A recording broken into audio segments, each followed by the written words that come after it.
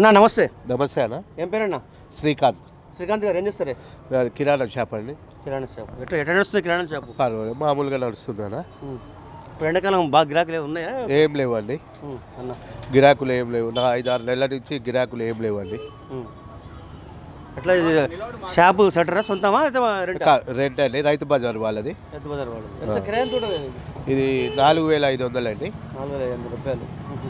అంటే ఇప్పుడు చాలామంది మీలాంటి చిన్న కార్మికులు అంటే కిరాణా షాపులు మొత్తం కూడా ఈ రిలయన్స్ స్మార్ట్ రావడం వల్ల బాగా ఎఫెక్ట్ పడేట్టుందన్న. అవునండి, దానివల్ల చాలా నష్టపోతున్నాం మేము. ఏం లేదన్న, పార్లమెంటు ఎలక్షన్స్ వస్తున్నాయి. కాంగ్రెస్ ఇండియా కూటమి ఎన్డీఏ కూటమి అని చేస్తున్నది. కేంద్రంలో ఏ పార్టీ అధికారంలోకి వస్తే డెవలప్మెంట్ అయితే అవుతుంది అనుకుంటున్నారండి? డెవలప్మెంట్ అంటే మనకు పని చేసేటాలు చేస్తే మనకు డెవలప్మెంట్ అనేది వస్తుంది. ఇప్పుడు చేస్తున్నారు కాబట్టి వారికి వేస్తే మంచి సంతోషం అని అనుకుంటున్నాం. ఏ పార్టీ అనుకుంటున్నారు మీరు? ఈ ఎన్డీఏ ప్రభుత్వం వస్తే మంచిదని అనుకుంటున్నాం. బీజేపీ వస్తే మంచిది అంటే ఈ 10 ఏళ్ళలో బీజేపీ ఉన్నది, కాంగ్రెస్ మాకు ఒక అవకాశం ఏముంటుందని కాంగ్రెస్ కూడా? కాంగ్రెస్ అవకాశం అంటే ఆల్రెడీ గతంలో కాంగ్రెస్ చాలా వరకు చాలా ఏళ్ళు పనిచేసింది కానీ ఏం డెవలప్ లేదు కదా. ఇప్పుడైతే అవుపిస్తుంది కదా డెవలప్ అనేది. దానివల్లనే ఎన్డీఏ వస్తే మంచిది అని అనుకుంటున్నాం. అంటే మరోసారి కేంద్రంలో ఎన్డీఏ వస్తే మంచిది అని అనుకుంటున్నాం. మోడీ గవర్నమెంట్ వస్తే మంచిది అనుకుంటున్నాం. అవునండి. ఓకే అన్న, థ్యాంక్ యూ. బ్రదర్ నమస్తే. నమస్తే సార్. ఏం పేరు బ్రదర్? నా పేరు శ్యామ్ ప్రసాద్. ఏం చేస్తారు శ్యామ్ ప్రసాద్? నేను బ్యాంక్లో చేస్తున్నాను sir. Private bank government? Private బ్యాంక్లో చేస్తున్నాను. ఎట్లా సాలరీ ఎంత వస్తుంది? సాలరీ వస్తుంది సార్, మినిమం బేసిక్ సాలరీ. ఇప్పుడు న్యూగా జాయిన్ అయినా నేను.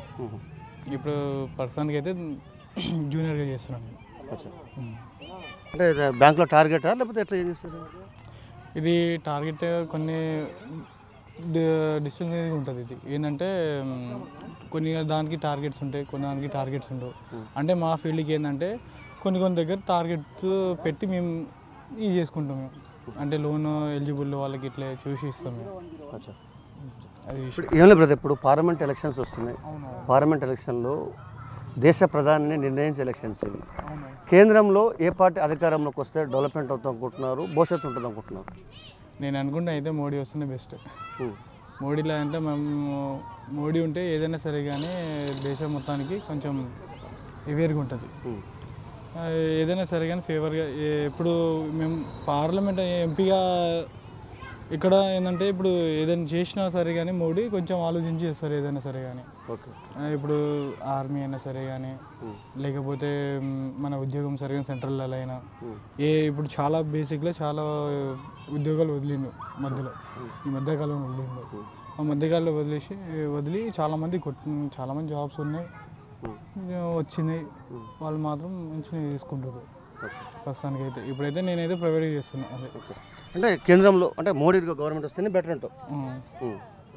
అవును సార్. అంటే ఎందుకంత భరోసా మోడీ మీద? అది ఏంటంటే సార్, ఇది ఇప్పుడు మోడీ వస్తే సార్ ఏదైనా మనం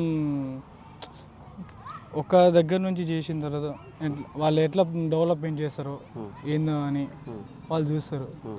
ఇప్పుడు ఇంకోటి ఏంటంటే ఎంపీ చేసిందంటే ఇప్పుడు కాంగ్రెస్ కూడా గవర్నమెంట్ ఇప్పుడు అప్పట్లో వచ్చింది. అప్పట్లో ఎట్టుంది నాకు కూడా తెలియదు, ఎందుకంటే అప్పుడు నేను చిన్న నాకు తెలియదు. కాబట్టి ఇప్పుడు చూస్తున్నది అయితే మోడీ వస్తుందని నేను అనుకుంటున్నాను. మోడీ వస్తే బెటర్.